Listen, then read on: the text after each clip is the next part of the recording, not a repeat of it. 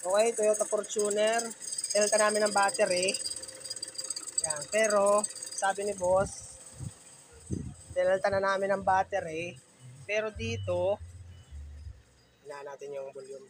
Pero dito, kung mapansin nyo, buhay na ang makina niya, nakailaw pa rin yung battery sign niya. Okay? So, yan, nakita nyo.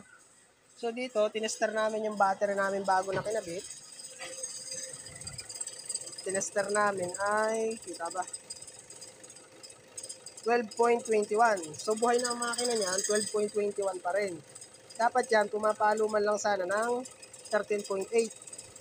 Pagka buhay ang makina nun. Ngayon, titestingin natin kasi ang ano ko dyan, ang reading namin dyan, hindi nagcha-charge yung alternator. Dapat ipansin nyo, umiingay. Ayan. Ngayon, para masigurado natin kung talagang alternator ay hindi nagcha-charge, susubukan ko ngayon siya na kalasin yung negative. Kukuha lang ako ng pangkalas. Ayan, kumuha na ako ng pangkalas. Subukan natin kalasin yung negative. Tingnan natin kung mamamatay yung makina.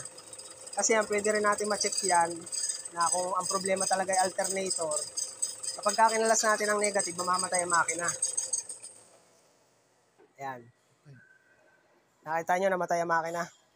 So, ibig sabihin, may problema yung alternator natin. Hindi nagcha-charge. Kasi yan, kahit tanggalin natin yung negative, dapat yan, diretso pa rin ang andar ng makina.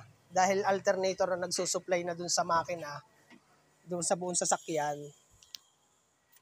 ng kuryente na 12 volts.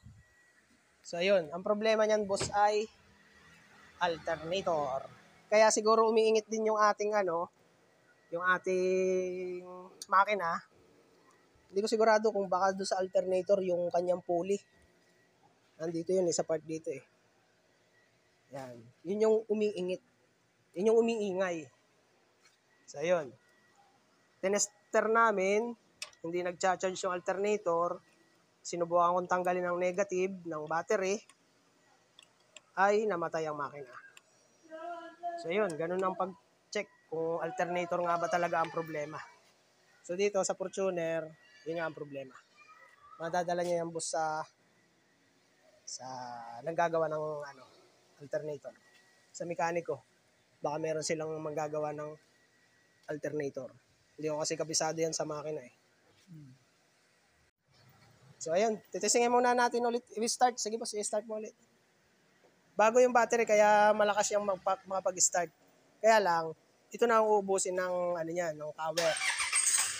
Ayun, yung naingit na yun yung yun yung sa alternator. Ayan, lakas na yun. Malamang sa alternator yun, ang lakas ng ingit eh. Yan. Okay? So yun lang. Toyota Fortuner.